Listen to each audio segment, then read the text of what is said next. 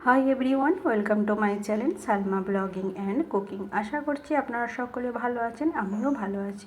আজকে আপনাদের সাথে শেয়ার করব বেগুন আর মুগ ডাল দিয়ে নিরামিষ ইউনিক একটা রেসিপি। চলুন তাহলে সেটা আপনাদের সাথে শেয়ার করি। তো প্রথমে এখানে মুগ ডাল নিয়ে নিয়েছি প্রায় 1 কাপের মতন, বা এটা গ্রাম হিসাবে হিসাব করলে 100 গ্রাম মুগ ডাল নিয়েছি। আর সাথে আমি দুটো মিডিয়াম সাইজের বেগুন নিয়েছি আর দুটো মিডিয়াম সাইজের টমেটো নিয়েছি। প্রথমে মুগ ডালটাকে রেডি করে নেব। তার জন্য ওভেনেতে একটা কড়া বসিয়ে দিয়ে তার মধ্যে মুগ ডালটা দিয়ে দিচ্ছি, দিয়ে মুগ ডালটাকে হালকা করে ভেজে নেব।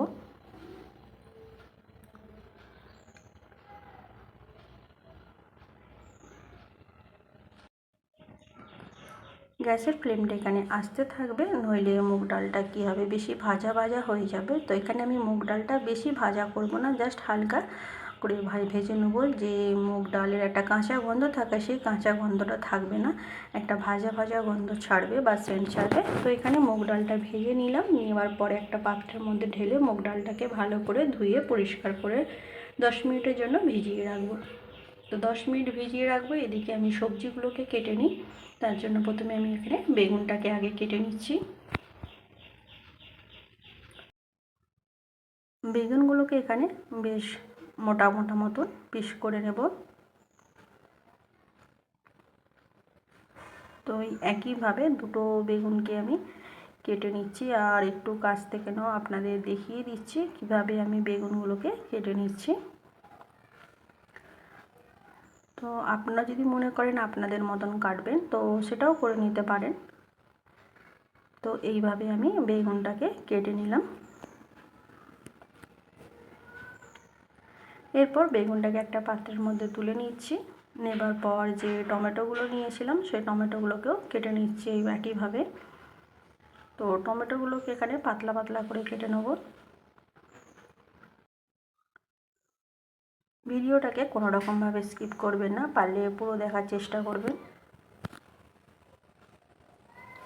তো এই একইভাবে টমেটোগুলোকে আমি কেটে নিচ্ছি একদম পাতলা পাতলা করে।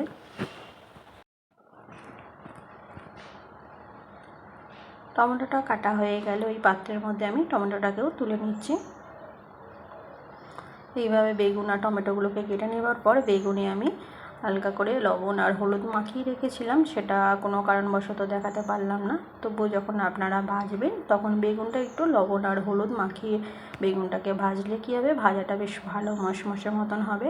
আর বেগুনটা যখন ভাজবেন একটু তেলটা বেশি করে দেবেন, নইলে কী হবে, বেগুনটা ভাজাটা ভালো হবে না, পোড়া পোড়া মতন ভাজাটা হবে। সেই জন্য বেগুনটা যখনই ভাজবেন বেগুনটার মধ্যে একটু বেশি করে তেল দিয়ে বেগুনটাকে ভাজার চেষ্টা করবেন। তো এখানে দেখতেই পাচ্ছেন বেগুনগুলো কি সুন্দর ভাজা হয়ে গেছে আমার এখানে। এরপর প্রত্যেকটা বেগুনকে আমি তুলে নেবো এবং কাছ থেকে একটু দেখিয়ে দিচ্ছি বেগুন ভাজাগুলো কত সুন্দর হয়েছে।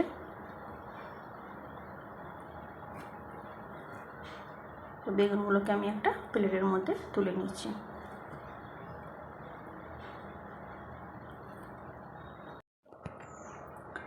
বেগুন ভাজার সময় যে তেলটা বেঁচেছিলো সেটা আমি আবার অন্য কড়ার মধ্যে ঢেলে দিয়ে তাতে আমি 1 চামচ আরও তেল দিয়েছিলাম। দেওয়ার পর দুটো তেজপাতা, 5 ফোড়ন আর অল্প করে একটু জিরে দিয়ে সবগুলোকে একসাথে ভেজে নিলাম।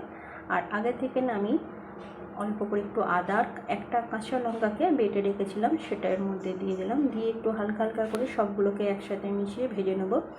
যখন এইভাবে ভাজা হয়ে যাবে তখন এর মধ্যে আমি টমেটোগুলো দিয়ে দিচ্ছি।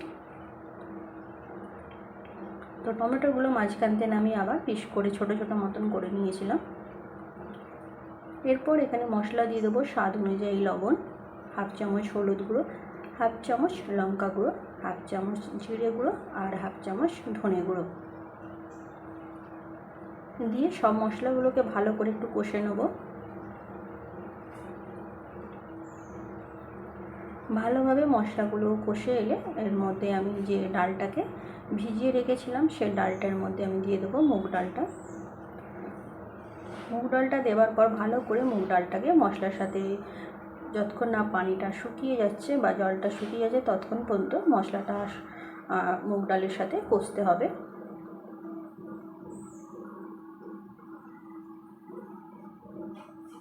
তো এইভাবে দেখতেই পাচ্ছেন কষে কষে মশলাটা ভালো করে মুগ ডালের সাথে কষে নিচ্ছি। মুগ ডালটা কষতে কষতে যখন এইভাবে শুকনো শুকনো মতন হয়ে যাবে তখন বুঝতে পারবেন বেশ ভালো কষা হয়ে গেছে এবং একটা বেশ মিষ্টি সুগন্ধ বেরোবে, তখন বুঝতে পারবেন মুগ ডালটা ভালো কষা হয়ে গেছে। তো এইভাবে যখন কষা হয়ে যাওয়ার পর এখানে আমি জল দিয়ে দেবো। তো জল বা পানি যেটাই বলুন না কেন দিয়ে দেবো। তো জলটা এখানে হালকা কুসুম গরম করে নেবার পরের মধ্যে দিয়ে দিচ্ছি। দিয়ে রান্নাটা 10 থেকে 15 মিনিটের হতে দেবো। আর গ্যাসের ফ্লেমটা মিডিয়াম থাকবে, বেশি জোরে থাকলে তাহলে ডালটা সেদ্ধ হবে না। গ্যাসের ফ্লেমটা মিডিয়াম রেখে 10 মিনিটের জন্য রান্না করতে দেবো। 10 মিনিট পর ফিরে আসছি।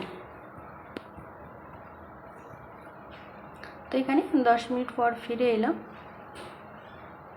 তো আপনাদের কাছ থেকে আমি এখানে দেখিয়ে দিচ্ছি মুগ ডালটা কত সেদ্ধ হয়েছে বা কালারটাও ডালের কত সুন্দর হয়েছে। তো যে তেজপাতাগুলো দিয়েছিলাম সেই তেজপাতাগুলো এখান থেকে তুলে ফেলে দিচ্ছি, আর কোনো প্রয়োজন নেই তেজপাতা। তো এইভাবে ভালো করে একটু নাড়াচাড়া করে ডালটাকে আরেকটু গলিয়ে নিলাম। তবে এই মুগ ডালটাকে বেশি গলালে আবার ডালটা রান্নাটা বেশ ভালো লাগবে না। তো ডালটা বেশ দানা দানা মতন থাকবে, তখনই খেতে ভালো লাগবে। তো এর মধ্যে আমি যে বেগুন ভাজাটা করে রেখেছিলাম সেটা দিয়ে দিলাম, অল্প করে একটু চিনি দিলাম আর একটু গরম মশলা দিয়ে দিলাম, টেস্টটা আরও ভালো হবে বলে। দিয়ে সবগুলোকে একসাথে মিশিয়ে 1 মিনিট কি 2 মিনিটের মতন রান্না হতে দেব। তার মধ্যেই বেগুনটা সেদ্ধ হয়ে যাবে, যেহেতু বেগুনটা আগে থেকে ভেজে রেখেছিলাম অলরেডি বেগুনটা সেদ্ধ হয়ে গেছে। আর বেশি সেদ্ধ করলে হয়তো ডালটা আর ভালো লাগবে না অতটা খেতে। তো এইভাবে রান্না করে নেবার পর আমি এখানে 1 চামচের মতন ঘি দেব, ঘিটা নামাবার সময় দেব। তো এখানে 1 চামচ ঘি দিয়ে দিচ্ছি, দিয়ে একটু ভালো করে সবগুলোকে একসাথে মিশিয়ে নিচ্ছি। তো এখানে দেখতে পাচ্ছেন ডালটা আর বেগুনটা কত সুন্দর গলেও গেছে, বেশ রান্নাটা মাখো মাখো মতন হয়ে গেছে।